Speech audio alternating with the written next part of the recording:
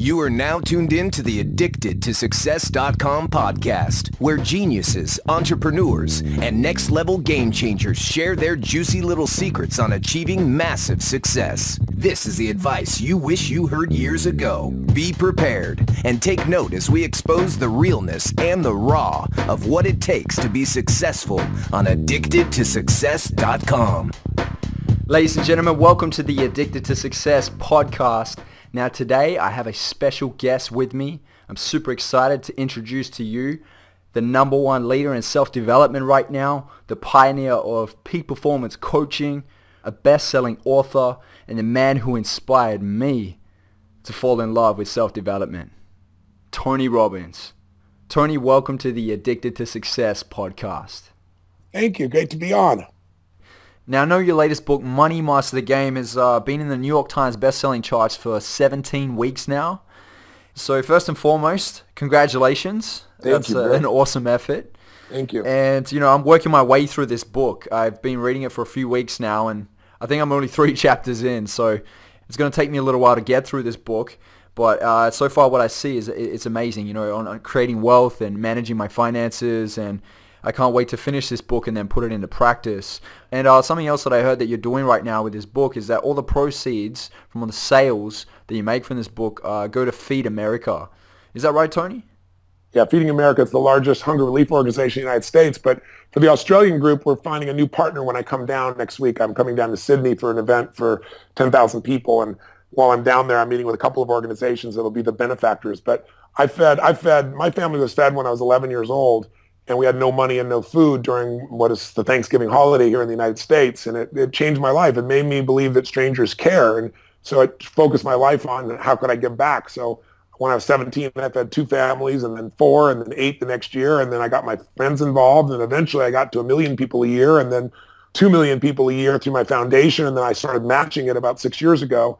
And so I fed 42 million people over my lifetime. But with this book, I've already fed 55 million people. I put all the profits of the book that fed 10 million people, and then I just added to it.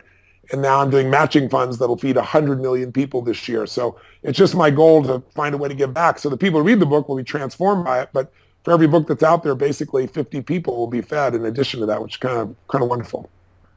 Wow, what a wonderful goal. And I love that you're living by your words that you share so often, which is, the secret of living is giving. It really is. It really is. And it's not just a joke. I mean, when you do the research on money, it's really interesting. What most people think is going to make them happy rarely, if ever, does.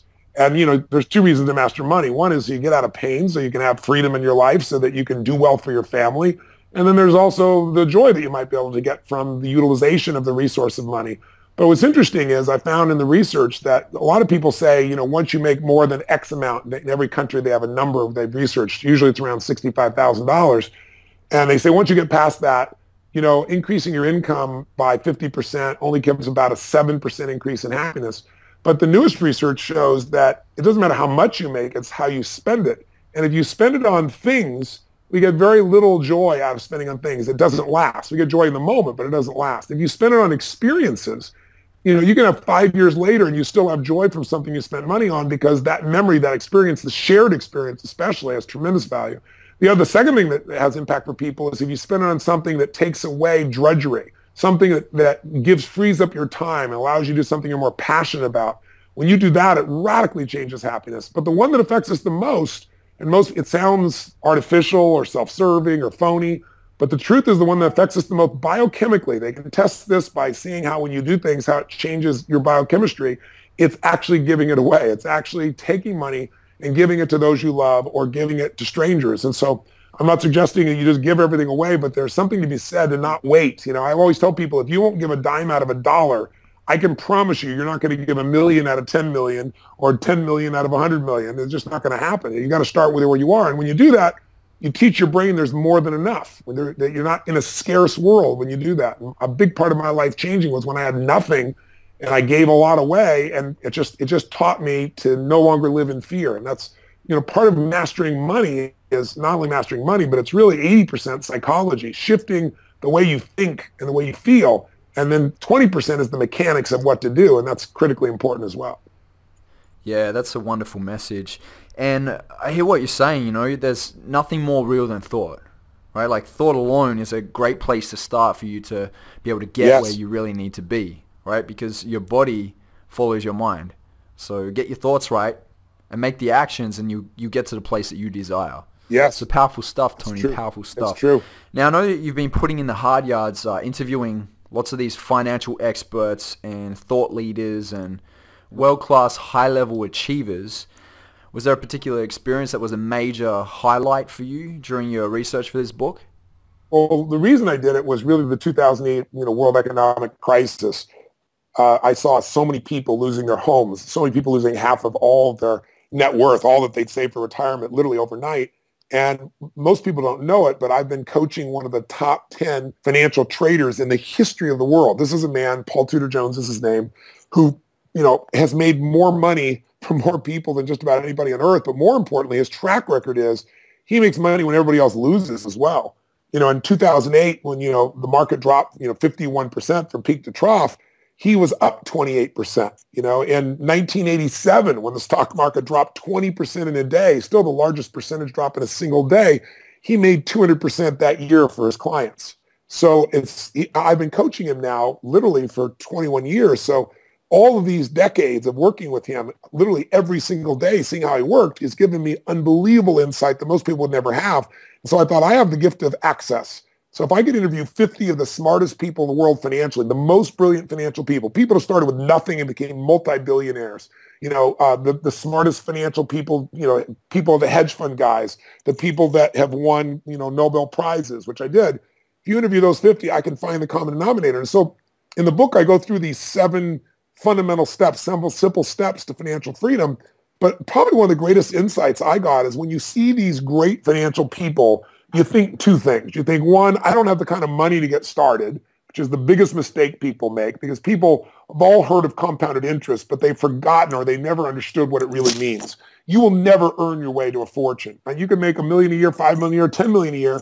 You can go look at guys like Mike Tyson, made $1 billion in his lifetime and went bankrupt. I could give you 30 celebrities, he's the most extreme, that lost hundreds of millions of dollars. So earning doesn't do it. What you have to become is an owner of business, an owner of international business, not, a consumer, but an investor. And the way you do that, as simply as it can matter, is you could say, but I have no money to invest, Tony. I'm just getting started. I'm young, whatever the case be, or all of my money goes to my family.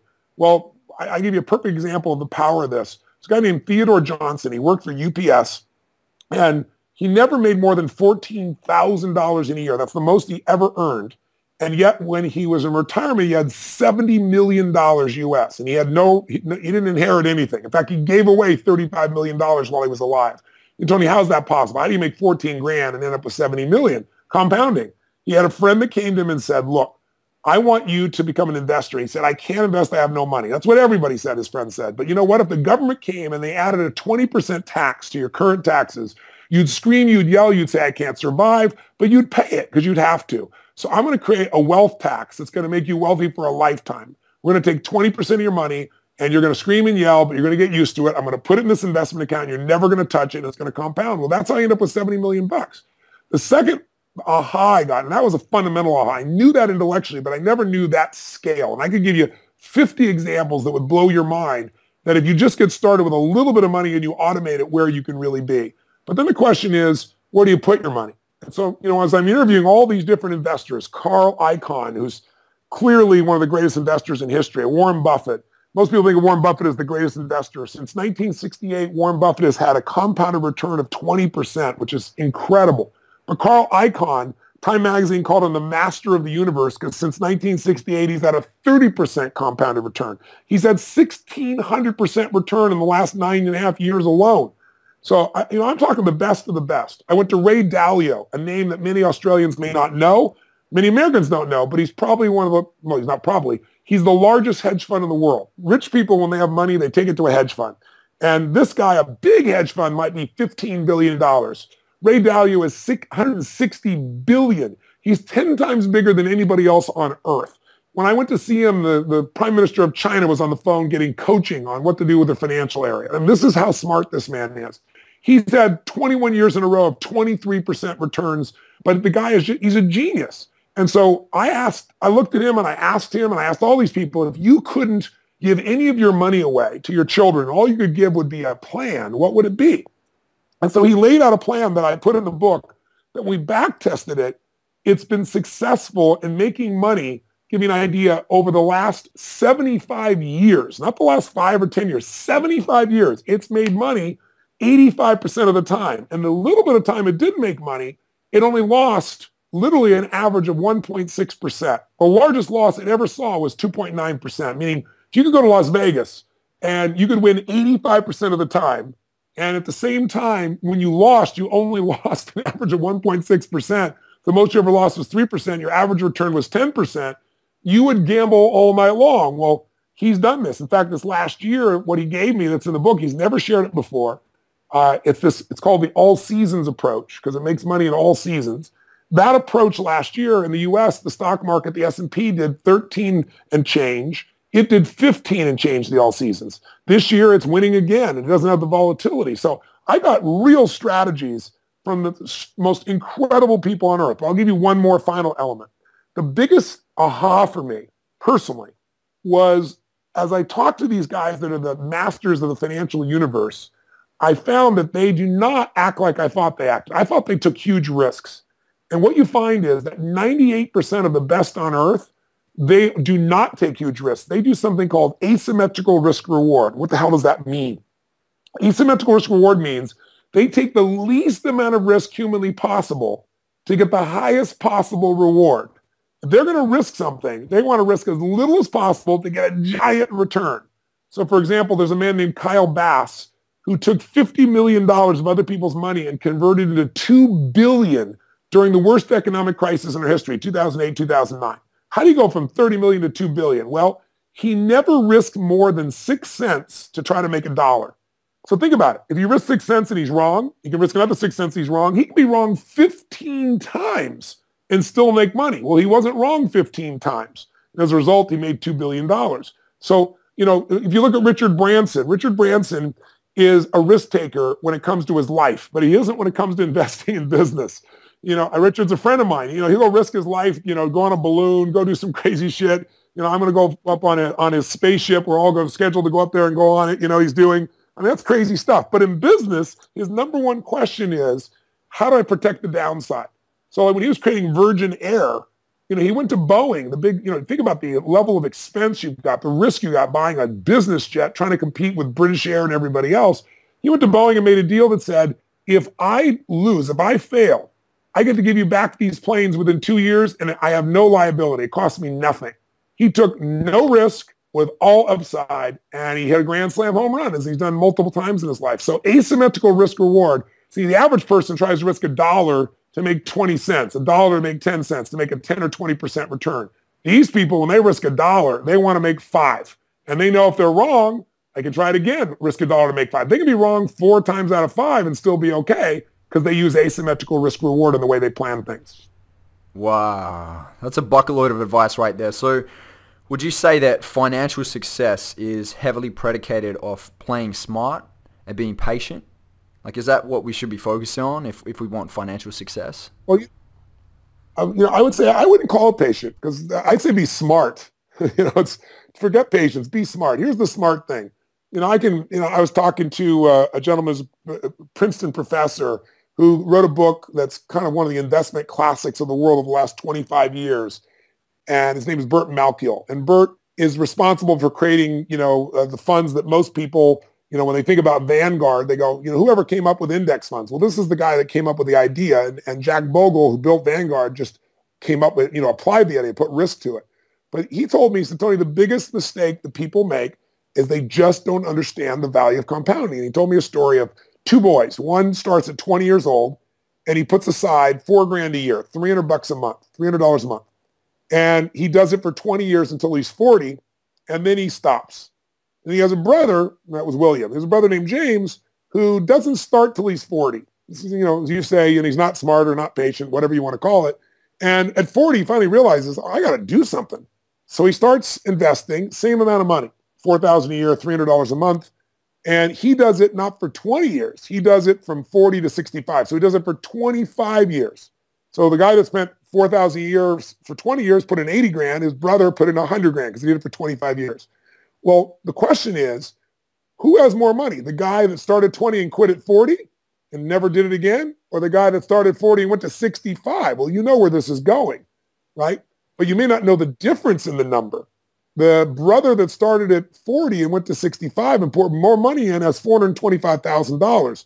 The brother that started at 20 and grows at 10% a year ends up with $2 million and did it for less time. So just be smart. Don't be patient. Be smart. If you're a millennial, you can start with a tiny amount and it can truly grow.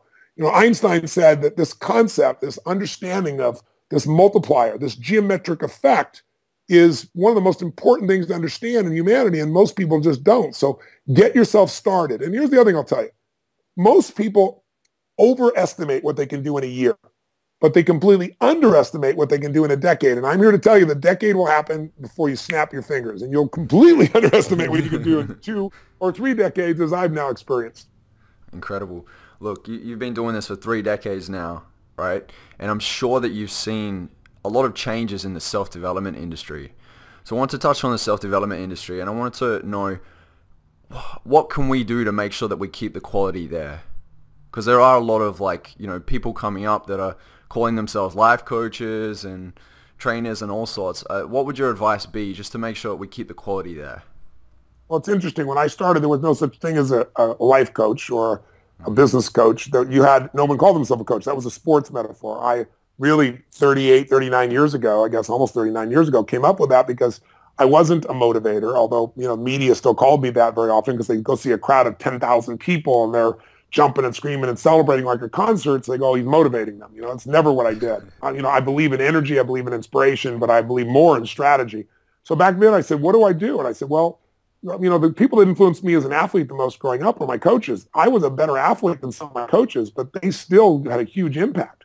They didn't have to be better than me to impact me. And so I said, that's what I really am as a coach. And I did that for about 13, 14 years. I remember I was on Larry King. Larry King was on, and it was one of my first times on him when I was in my late 20s. And he's like, what do you mean? You're not a coach. You don't run a sports team. And I was about to give it up, and suddenly everybody became a coach. But see, when I became therapists called themselves coaches, financial people became, everybody started using the term outside of sports. So, but I feel like I created a monster because when I started out, you had to be a therapist to charge and do this. How I got around it was I said, screw that. I'm going to be known for results. So I would go to people and say, I'm going to do one session with you. You've been working on this for 3 years. One session, $1,000. You do not pay me if I don't get the result, if it doesn't last. If 6 months from now it doesn't, you get your money back. Well, my idea of coaching was being paid for results. Today, any idiot can hang up a shingle, and especially with the web now, it costs you nothing. Call yourself a coach, charge people per hour, kind of present yourself on Facebook a certain way, and it's really unfortunate. So what do? It's made me frustrated because you have people that have never produced a result in their life coaching other people. I mean, would you go to somebody who's on 4 different medications, who's a therapist, who's taking antidepressants so you can no longer be depressed? I sure hope not. Would you go to somebody who's fat to show you how to be fit? I hope not. But people do it all the time because there's no measurement. So the only good news that I can tell you is the best always rise to the top. And if you get real results in the world we live in today, good news travels fast and bad news travels faster with social media. So, you can do nothing and have bad news. But if you really are the real thing and you do it year after year, decade after decade, your brand's going to grow and people will come to you first. And the people that are terrible, they're going to be there. They're in every industry. They're terrible doctors, dentists, lawyers, teachers. They exist in every industry. You can't get rid of them except with radical transparency, with more and more social media. People are being held to a higher standard for the most part. And it's not going to do everything. So what you can do is communicate when you find something outstanding. Communicate how different it is than anything else. And when something's crap, communicate that as well. And I think most people are doing that in the world we live in today. And I think that's the ultimate balance or policing that can keep the industry from getting stronger. But I honestly don't relate to this as an industry. Unfortunately, there are great people in every industry, but they're not all great. And it's not the majority that are great. So I really look at it as what's going to make somebody's life greater? How do you help people improve the quality of their life? And that doesn't have to be an industry. It's a way of life. That's great advice, Tony. Thank you so much for sharing that. And I want to take this back around 2.5 decades ago when you first wrote your book, Unlimited Power, back in 1987. I think that was the year I was born, right? Just to put things into perspective for you. But when I don't want to break your bubble, but it was 1985. So it was So I just want to get into what was your mindset or mind state at the time when you're sitting down writing this book? Because I'm at the position right now where I'm sitting down writing my first book. What would you say? What would your advice be? And like, how was it for you? Was it a long, drawn out process? I mean, how'd you get into your creative space? How was it for you? Well, how old are you, may I ask? I'm 27 years old. Okay, great. So I was 24, right? So I had been in the business since I was 17. So I had, if you think about it, at that point, 7 years of experience already. I had traveled the world. I had tremendous exposure. And so I had tools that I had proven. I wasn't writing about something that I'd read from someone else talking about. I could tell stories of turning around Olympic athletes and having them win the gold medal. I was able to share real results. So I think that what empowered me was I had lived such a full life. I always tell people say, how long does it take to get good at something? I say, how long do you want it to take? You do something. When I first became a speaker, I worked in a company where the top guy used to speak 3 times a month. 3 weeks out of the month, they go do a speech. And I remember I went up to him the first day and I said, remember my name because I'm going to dwarf you.